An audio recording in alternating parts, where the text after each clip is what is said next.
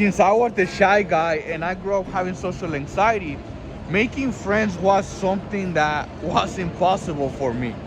And I thought that I needed to be confident, charismatic, and just be an extrovert. But 4 years ago, I learned these 3 things that I'm gonna talk about in this video that helped me to make friends, even as an introvert, and even as someone that has social anxiety. And I believe that you can do the same thing. So no, you don't need charisma, confidence, or anything like that to make friends if you just do the things that I'm gonna talk about in this video. Before I tell you any steps, I wanna break one belief that you might have right now. People will notice that I am nervous. I remember that I had this belief. I don't wanna go outside. I don't wanna talk to that pretty girl. I don't wanna do X, Y, and Z because people will notice that I'm different. Okay, let's see if this is true. Last year, I remember in November, I think it was in November. It's me and my family. We're going to this restaurant, this Italian restaurant, where there's a lot of pastas, but it's packed. It's like really packed. There's no tables for us. My family was waiting outside and I was the one that went in. But as soon as I walked in, I saw that the person that was in the front, the person that is in charge of showing you where your table is and all of that, the one that makes the reservations, she was looking at me as if I was a piece of cake with desire in her eyes. And I was like, oh shit, like she's into me, right? So I walked in and I was like, excuse me, I need a table for 6. And then she was like, yeah, sure. You need a table for 6. What's the name? What's your name? And then I was like, yeah, my name is Jose. This and that. And then she was putting the reservation. And then she was like, I just need your number because we're gonna text you once your table is ready. So I gave her my phone number. And then I walked out and I went with my family to wait for a table. Within like 15 minutes, I received a notification. Hey, I have a crush on you. No, I'm playing. That was not her. I wish that was the case. It was a text message from the restaurant saying, our table is ready. So we walked in. She walked us to our table. This is our table, guys. This and that. And within like 15 minutes, as I am eating the bread that we had, I'm thinking, the way that she was looking at me was really unique, right? She's into me. So let me just shoot my shot here. I grab a napkin and I put my phone number there, right? So I went back to the front. But as I'm walking towards the front, I noticed that, remember that this place is packed. There's like maybe like 20, 15 people here waiting for the table. I was like, damn, there's a lot of people here. What if she rejects me in front of them?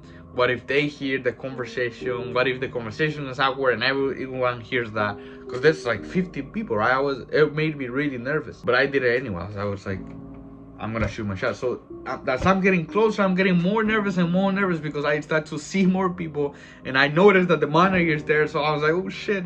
I keep getting closer and closer until I reach the front, and I just called her. I just pulled her aside. I was like, excuse me, I just got a quick question. And she was like, yeah, what's up? I got a problem. And she looked at me like, oh shoot, you got a problem? What's wrong? And then I was like, yeah. So I got a text message from the restaurant, but I didn't get a text message from you. As soon as I said that, she was like, she started laughing. She started giggling like, oh my God. I was like, my name is David, this and that, right? So I gave her my phone number. And when I gave her my phone number, I was like, okay, like I'm done. Like, nice to meet you. Let me go back to my table. But I was like, yeah, nice to meet you. And then she just stayed there waiting for me to keep the conversation going. But I had to go.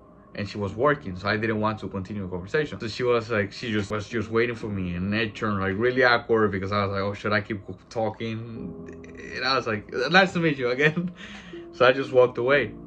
And then the next day, she texted me.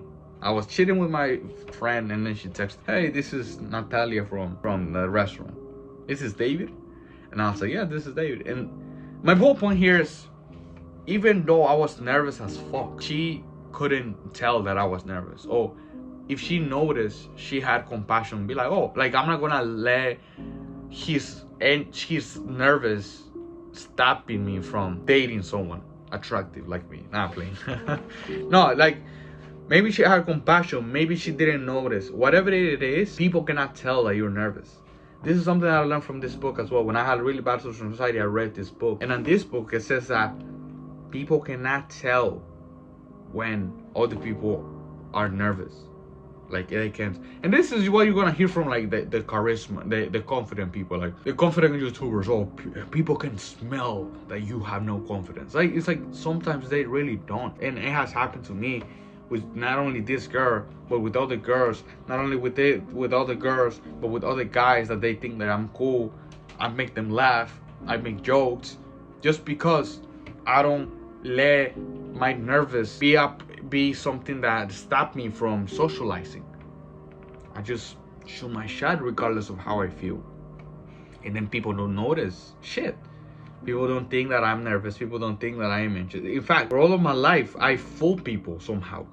I fooled people. When I was working in this restaurant, when I first started to like read books about socializing, social anxiety and all of that, I made a lot of relationships and a lot of friends with the customers. And my coworkers would see this and they would be like, wow, like you have a lot of confidence, man. Like you have a lot of confidence, bro. Like teach me. Or when I would go out to clubs and I would just shoot my shot and I would get the girl and I would kiss and you know, I would have my friends thinking that I was confident, thinking that I was an extrovert, thinking that I was charismatic. The customers nor my coworkers that would witness the conversations, that I was freaking out in the middle of the conversation. I fool people. People don't know how bad my low self-esteem was and how anxious I was because I faked it. In a good way, we can say, right? I faked it. And not only I faked it, but no one could tell that I was nervous. No one. No one could tell that I was nervous. No one. And I still did it regardless of how I was feeling. Fooled everybody here. And that's why somehow I would have the imposter syndrome, where you think that, oh, people think this about me, but I think this about me. But that was the case. It's like no one could tell that I was nervous. Hopefully I stopped this limiting belief. Putting that aside, the second thing that I say is give compliments the right way. Now, when I would read books about socializing and when they would say things like give compliments, I would feel like that would be cringe, right? Like, oh, give compliments. Like, what if people are like, oh, who's this guy? Or like, what is he thinking, right? But this will actually make you super unique, and like people are gonna love you and be obsessed with you. Because think about it, I would think that this is cringe because not a lot of people do it. And since not a lot of people are doing it, you're gonna be unique. And since you're unique, since you're that piss that is charismatic and that no one else can get this from you, they're gonna love you. That has been the case for me, right? So I know it might be a little cringe at first, and I've been there. I remember that one time I walked up to the gym, there was this guy with tattoos. He was like jacked and he was like sweating and everything. I was like, you gotta be confident, you gotta practice socializing here at the gym. Go to this guy and say, wow, you look huge and I wanna be like you. I was like, no, like I'm scared and this and that, like I don't wanna do it. But I still did it. I walked up to him and I was like, excuse me, bro, you look huge. Like I wanna be like him. I wanna be like you. And then he started like, he was smiling. He was kind of like blushing when I said that. It was like this big ass dude was like blushing. He was like, oh my God, bro, thank you. It's been a long journey, but I did it. But girls, I remember that talking to like the girls at the gym, since they are hot, man. They are hot.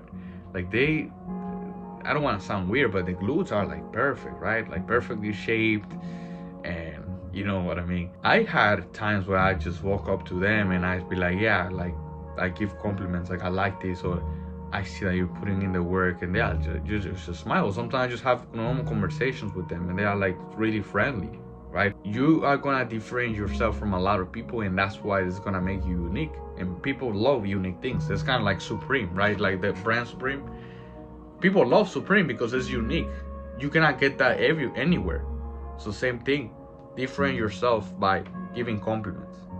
And one of the things that I like to say is that I like to give compliments about traits as well. So something like, yeah, I noticed that you're really patient because of X, Y, and Z. I noticed that you're really good at this because of this and that.